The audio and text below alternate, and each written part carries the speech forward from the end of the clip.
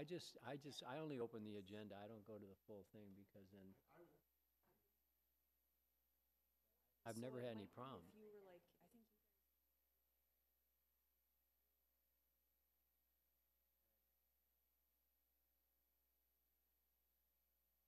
Okay.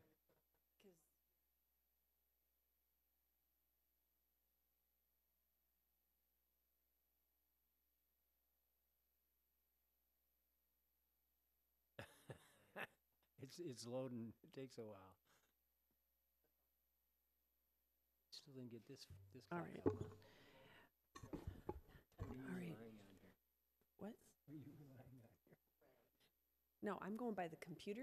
Oh, yeah. All right, according to our computer screen here, it is 7 p.m. So we're going to call this meeting of the Richfield Housing and Redevelopment Authority to order. Please note the attendance. So our first item is approval of the minutes of the regular Housing and Redevelopment Authority meeting of September 18th, 2017. So moved. Second.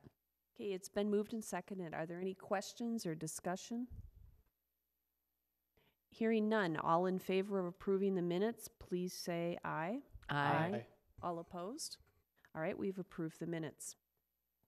All right, our first item is recognition of our outgoing Commissioner Doris Rubenstein for 10 years of service on the HRA. And we will have a little bit of a ceremony here, and there'll also be, what's the word? Little celebration after the meeting in the Babcock room. So at this point, I would just like to say thank you so much before we go to the formal ceremony. Did anybody else want to say anything before we get to the ceremony? All right, go for it.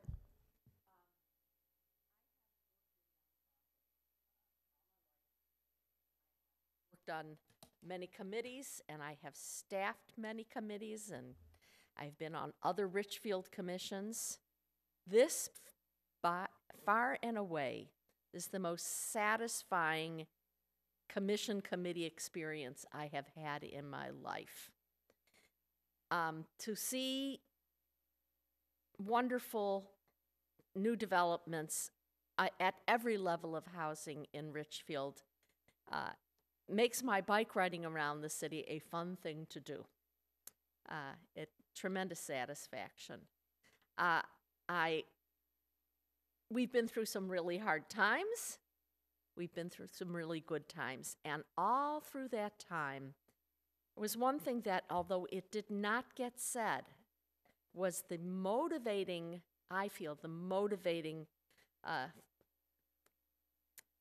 theme of what we were here to do.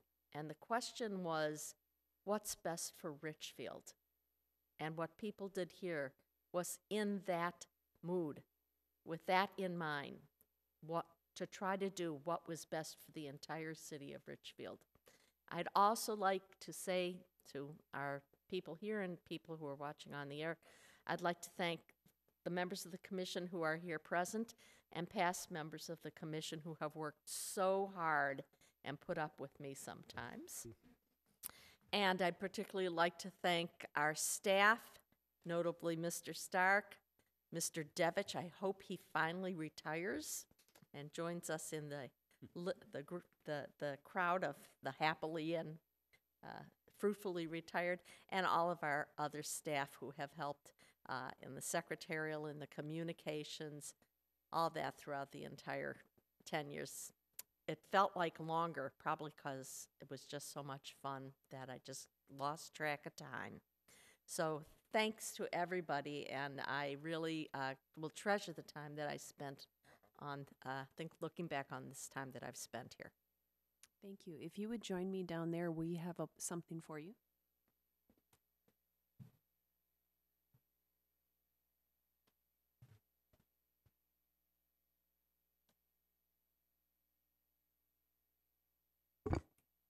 All right, first of all, whereas Doris Rubenstein has volunteered her time and knowledge as a Richfield Housing and Redevelopment Authority Commissioner from November 2007 through October 2017. And whereas Doris Rubenstein provided thoughtful and insightful comments and a visionary perspective on community needs. And whereas Doris Rubenstein demonstrated a commitment to helping keep Richfield a viable and attractive community, now therefore be it resolved that Mary Supple, Chair of the Richfield Housing and Redevelopment Authority, and the Richfield Housing and Redevelopment Authority Commissioners extend their sincere gratitude and appreciation to Doris Rubenstein for her willingness to serve on the Richfield Housing and Redevelopment Authority. Presented this 16th day of October, 2017. Thank you very much. Beautiful. Thank you.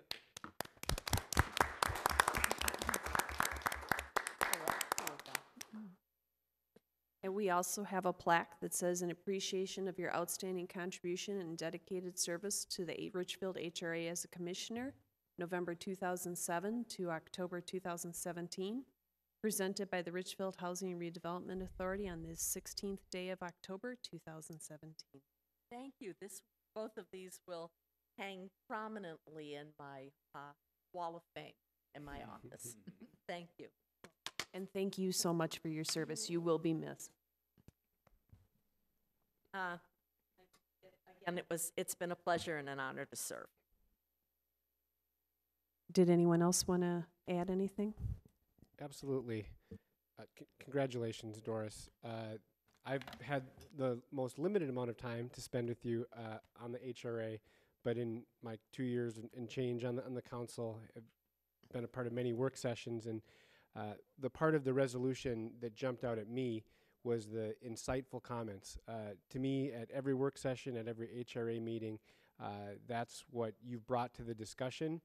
And to your comments about that, the focus has been about what's best for Richfield. I've always thought that your focus has been what's doing right for the people of Richfield and putting what you've heard from residents front and center and asking good questions that have led to better results. And so congratulations, and my only asking is that you don't forget about us and you keep peppering us with those good questions and staying around, and I think I know you will. It's such a what do you call it, a habit by now. It's going to be a tough one to break. That's right. Yeah, if I may. Doris, I think the thing that I appreciate most is you cut to the chase. It's practicality, common sense. You don't pay much attention to bells and whistles. You cut to the real heart of the matter, and that gets us started in the right direction much quicker than dancing around it and trying to figure out what exactly are we trying to say. You never have any question in your mind on what you want to say, and you say it. And that makes it a easier lift for all of us because we're cutting right to the chase, getting to the point, and getting to the decisions that have to be made. So I appreciate having that guidance in that direction from you. Thank you. Sometimes it's not the popular thing to say, You but know, it's a that's little what- East Coast directness. You can get used to it. You can never really live with it. It's so. Detroit. You We're have to do tough. it. That's east. We're tough. That's still east. It's probably a little bit of the University of Michigan ego. You bet. And if I can, I would repeat everything that both of the prior speakers have said, along with Mary. It has been a pleasure to work with you, and we will miss you. Well, I will miss you too. And finally, you're one of the reasons that I keep saying about Richfield, whatever Richfield does, it does well, and you're a part of that. Thank you very much. Thank you once again.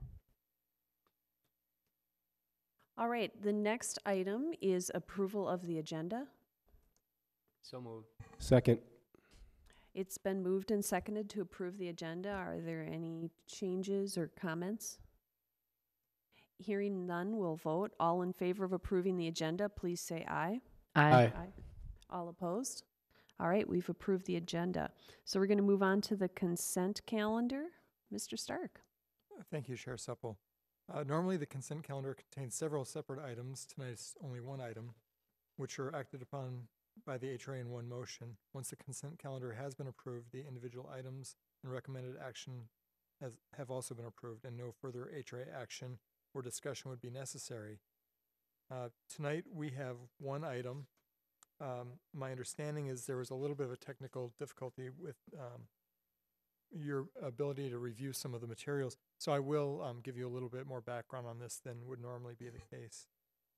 So we are recommending the approval of a contract with S.R. Stevens Excavating Incorporated for the demolition of 6839 Cedar Avenue. And just by way of history, this is a property that suffered fire damage on Cedar Avenue and was declared uninhabitable and has been vacant since 2014. The HRA purchased the property earlier this year. Normally, once we purchase a property, it's cleaned out, it's demolished, and the environmental hazards are all kind of abated in one step. Because of the nature of the fire damage and some other mitigating circumstances for this property, we have broken it out into separate steps. The first step was getting the property cleaned out. There was a lot of debris, refuse, that kind of thing.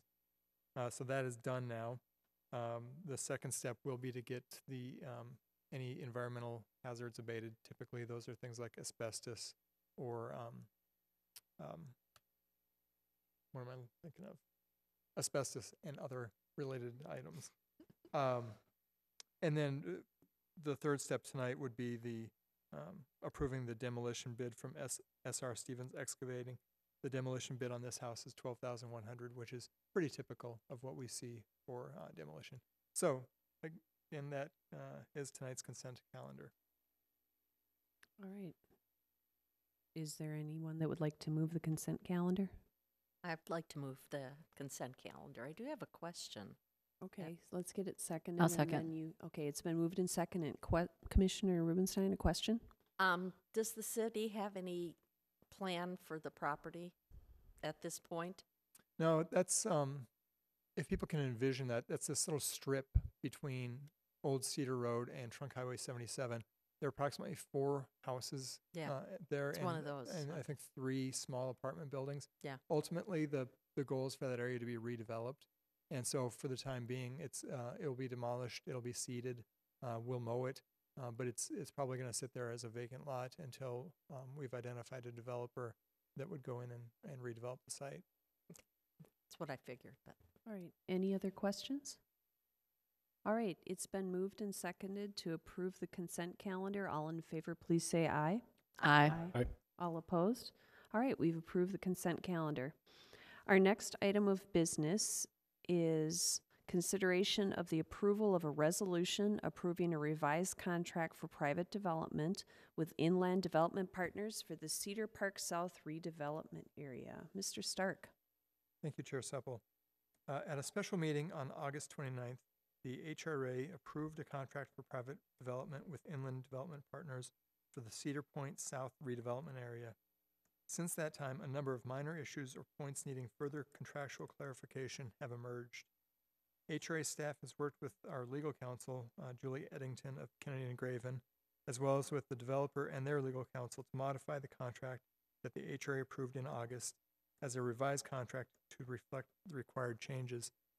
So again, in August, it was a 85 or so page contract that you approved. A great many details to that. What we're talking about tonight are a very limited number of small changes. What is being contemplated is language to reflect requirements resulting from a 2002 grant agreement with the MAC. Secondly, a requirement that the city and/or HRA enter into an agreement with the developer relating to the construction of Richfield Parkway, as well as right of entry agreements allowing the developer to access HRA property during that construction. Third, a requirement that the city and/or HRA enter into an agreement with the developer regarding any costs. That's kind of an incomplete statement. This is costs related to demolition debris that may have been left on the site. The developer, when they did some further environmental investigation, discovered that where some foundations had been, there was still some concrete and some debris that would ideally have been removed with the demolition. So we'd be agreeing to further entering into agreement regarding how we deal with those costs. The removal of language pertaining to the developer's purchase of additional properties outside of their development area. This is a complex project enough without adding additional properties. So we're now suggesting that it be confined to the actual development area boundaries. Removing inconsistencies in construction commencement and completion dates. Now the project is to commence no later than August 1st, 2018, with the road construction to be completed by December 1st, 2018, and the apartments to be complete by August 1st, 2020. Again, those are kind of drop dead dates. The developer is here. Mr. Bob Cunningham with Inland Development is here. I think that their hope is to get under construction in March or April of next year. Then it's doing some clarification on the number of the listing of lots. It's removing 4 lots from the list of properties to be purchased by the developer. The HRA will retain these lots as they are needed for the roadway and other public improvements. We have added language detailing the cash surplus note that we discussed with you in August. And then another additional edits that are simple corrections or revisions of dates, those kinds of things. We do have a redlined version of the contract showing all the changes that were made available as part of the packet.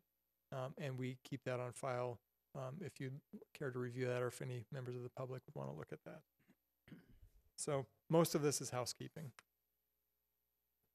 But with that, I'd stand for any questions you might have. All right, I have a couple comments and questions, but I'll let others go first. Does somebody else have anything they would like to ask about or comment on? I was just going to Commissioner ask, and your questions are, is there anything that you would note as substantial given the discussion at when we passed this the first time in terms of the discussion, or something that you would equate as a change? I know that's a very broad question, so maybe if Chair Supple wanted to ask more specific questions, that might be more fruitful. But. No, there was one additional single-family home outside the development area that maybe in a perfect world made some sense for the developer to acquire, but with how tight the financing is on this project, that was viewed more as a luxury than a necessity, so that was removed. Otherwise, it really is just cleaning some things up, and I would be surprised if we are not back here in a month or 2 months or 3 months with some other minor tweaks. That's the nature of these kinds of agreements. Thank you. Any other questions or comments?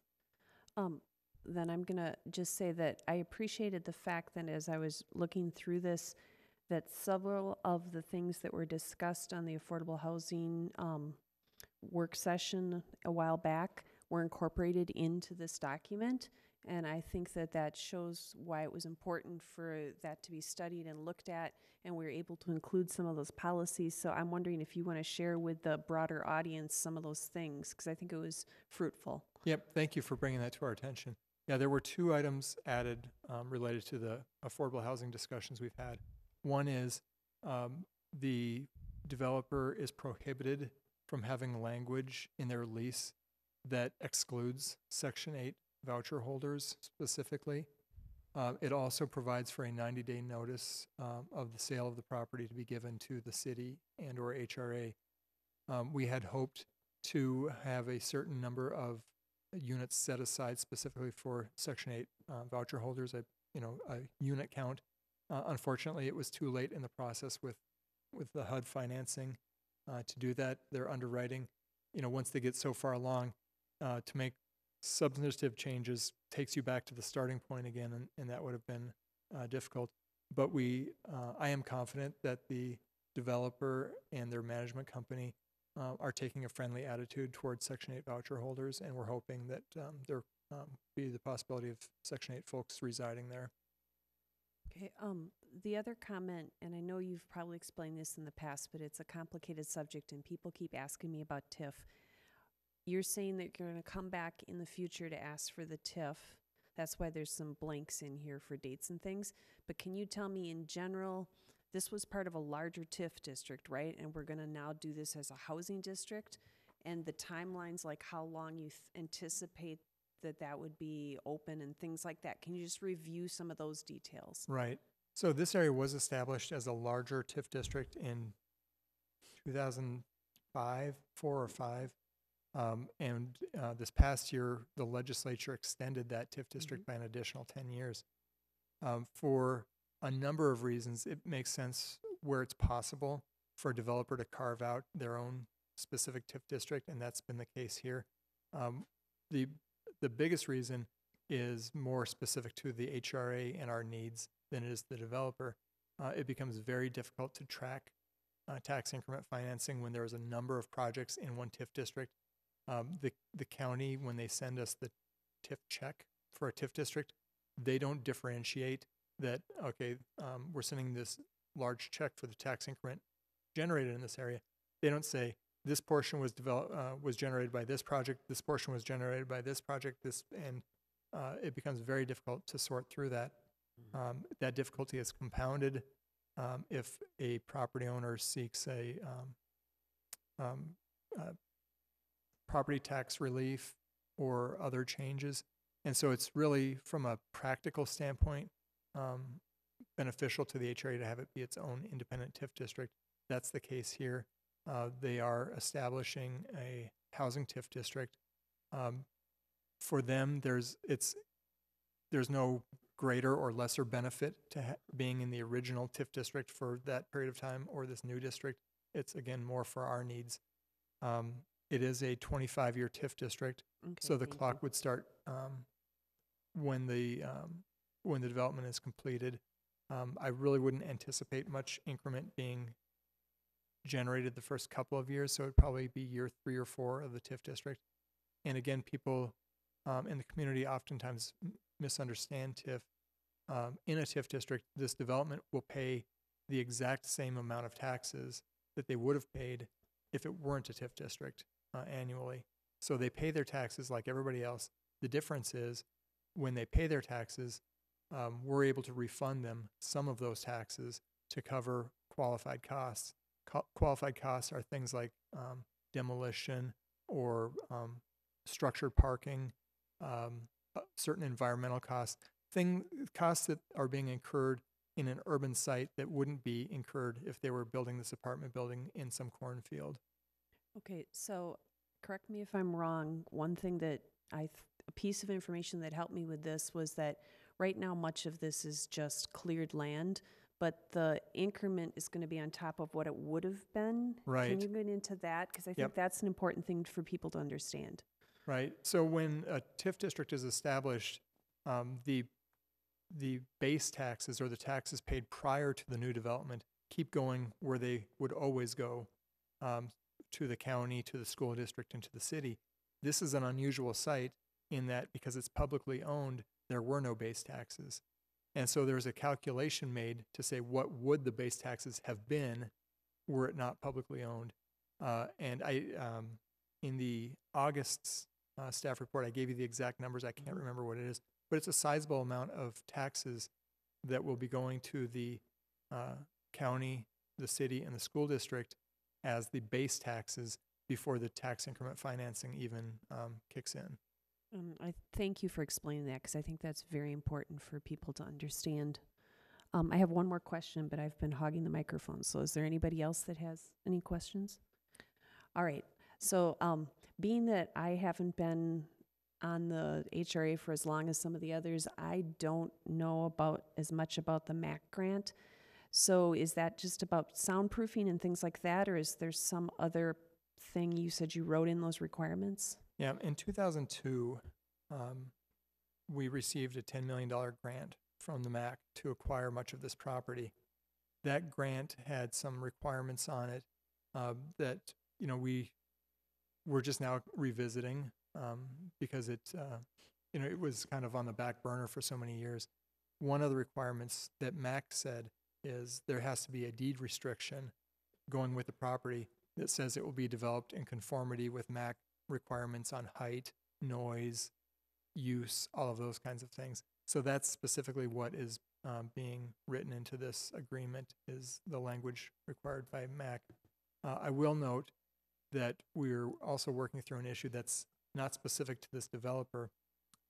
Our hope had been when we sell property in this area that the city of Richfield would be able to retain the proceeds from those sales to continue to acquire additional properties in the airport noise mitigation area.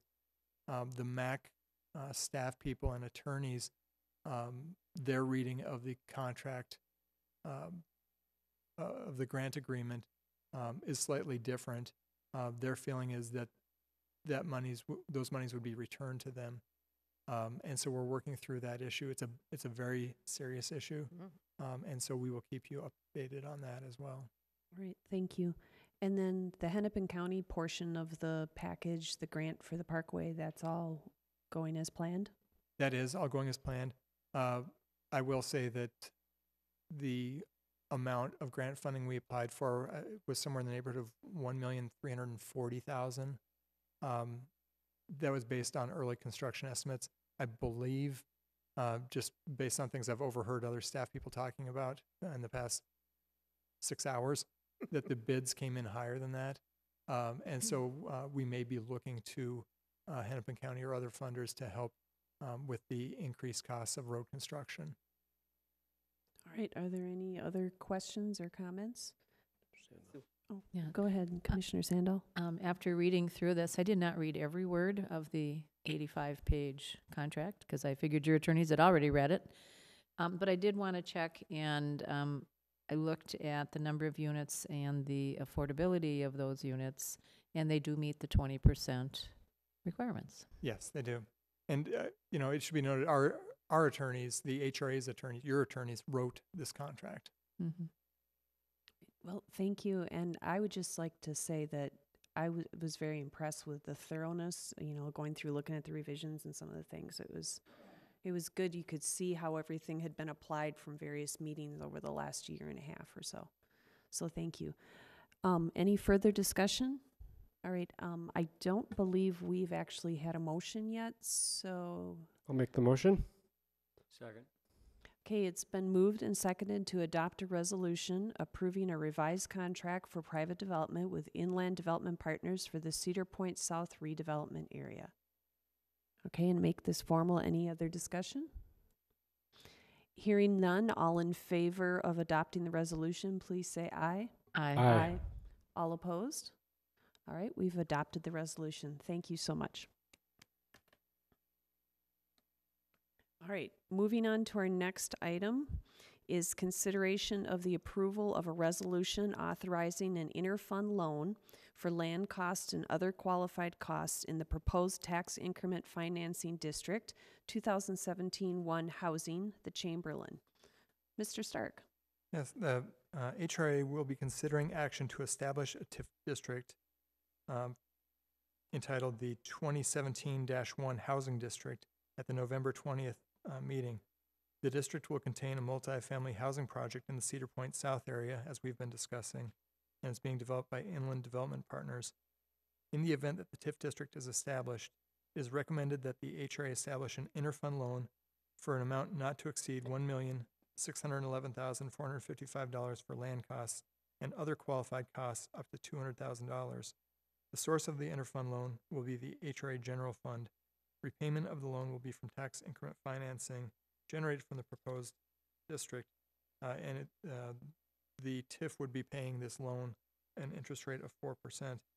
The reason we're bringing this to you now is because the city, the HRA staff is already starting to incur some costs, consulting costs, staff costs, and those kinds of things. And if we don't have a mechanism to get repaid, those costs will go unreimbursed. This interfund loan would give us a mechanism to say that as we hire consultants or as we spend staff time on this, we can charge those costs to this loan, and the tax increment would later pay those back. And so that's the reason for getting ahead. Are there any questions for Mr. Stark? Commissioner Rubenstein? As I read this, this does have a sunset on it of August 2020, correct? So any of these costs, if we don't use all of the money by that time, there's no need to, I mean, they can't ask for more after that time. Correct. Okay. And just to be clear, this doesn't approve any certain amount of increment going to the developer. That would be at the November meeting. This is just kind of setting some of the infrastructure in place, how we are able to move some of the money around. All right.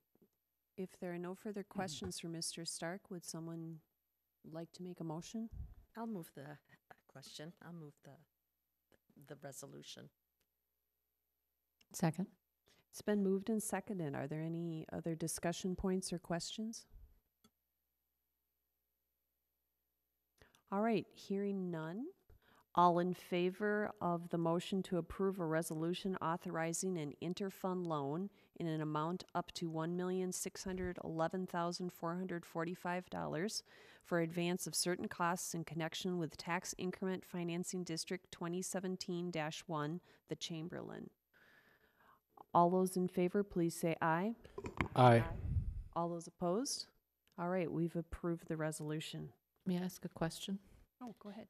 Is Chamberlain going to be the name of the development, or is that just a working title?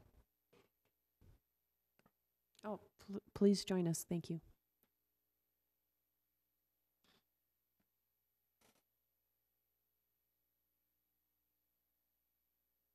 Good evening, Commissioners. My name is Bob Cunningham with Inland Development Partners.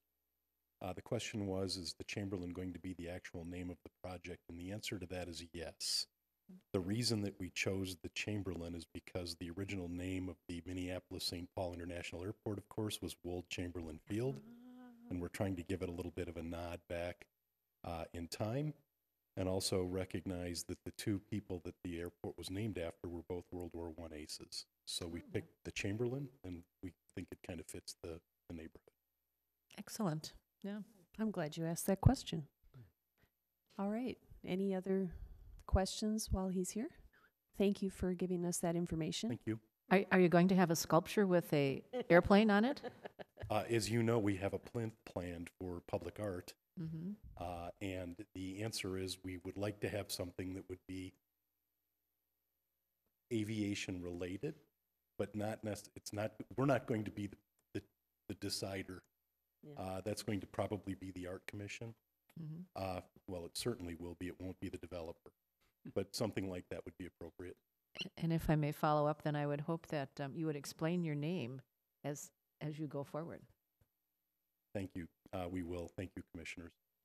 All right. Commissioner Rubenstein? I find that really interesting because there's a Richfield native who is a sculptor who specializes in aviation-type sculptures. So Danny Sathoff, he's got sculptures in the, new sculptures in the old Humphrey, the new wing of the Humphrey terminal. So if you're going to be flying in and out, go in and see what he's put up there. It's just charming. And he use other materials because that's inside. But I would love to see a Richfield native get the commission. I think might be onto something. Cool. If I may just add one more comment, we've had a couple of phone calls from artists who've heard about this. The first one was from Woodbury, and we dismissed them. We wanted to have something a little more local. All right. I'll tell his mom. She lives across the street from me. All right. Thank you so much.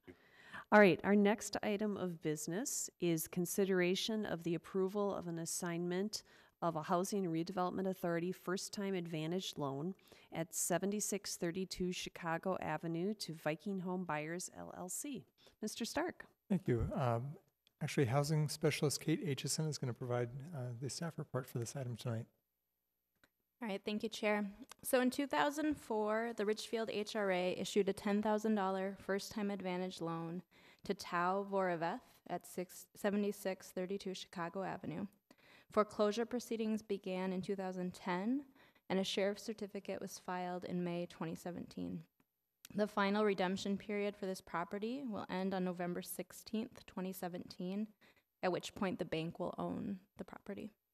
During the redemption period, any lien holder may redeem the property for the price issued by the sheriff's certificate. Following the redemption period, all liens will be removed from title, and the bank will hold all rights to the property. Any future purchase of the property from the bank will not include repayment of the HRA's lien. Pat Kloos and Jesse Olson investors with Viking homebuyers are proposing to buy the city's lien in order to take ownership of the property. They're proposing $2,000 for an assignment of the HRA's mortgage, and then the home will be rehabilitated and listed for sale. And they're here to answer any questions, and I can answer any questions as well. All right. Are there any questions? Comment?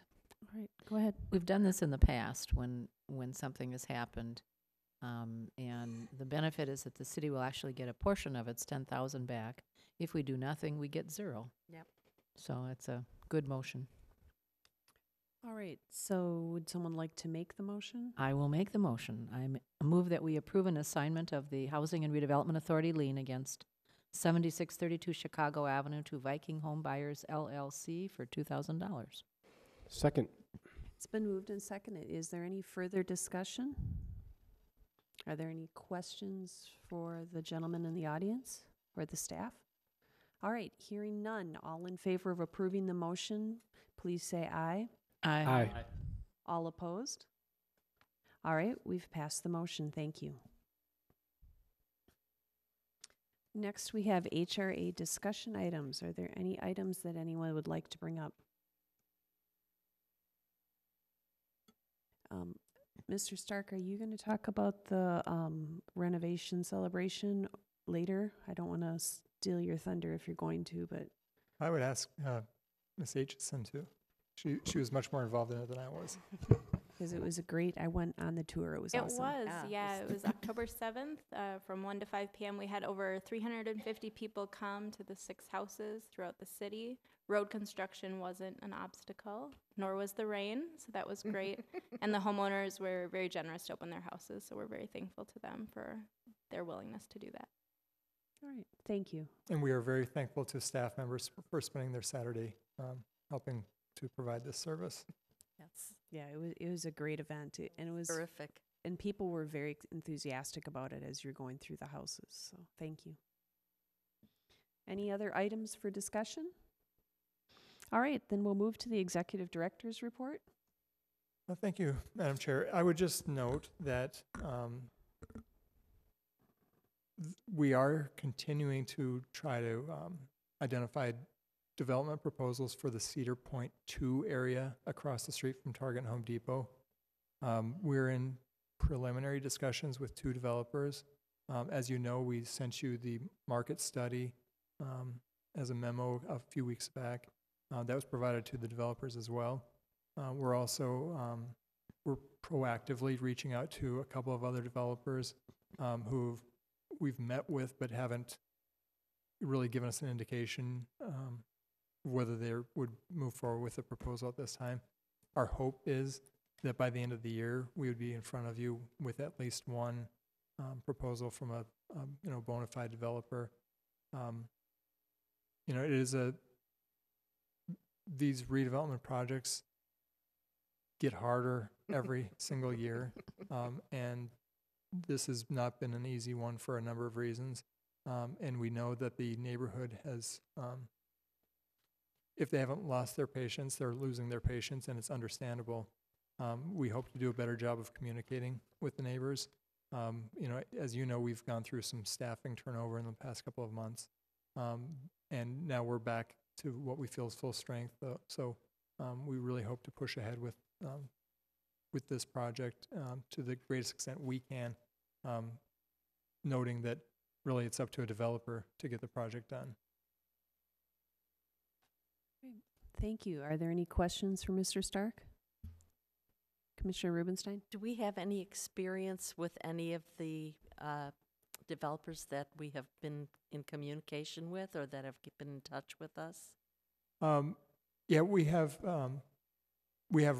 staff has relationships with a couple of them, and I believe a couple of them won't be new names to policymakers. Mm-hmm. Although they haven't put anything in the ground here yet, Okay. but they have been involved in other projects. Okay. All right, thank you. Our next item are the claims and payroll. So moved. Second. It's been moved and seconded. Are there any questions or discussion? All in favor of approving the claims and payroll, please say aye. Aye. Aye. All right. Well, at this point, we have no further business and we stand adjourned and we will move on to the celebration of Commissioner Rubenstein. Whoa. Thank you. So it's in the Babcock room.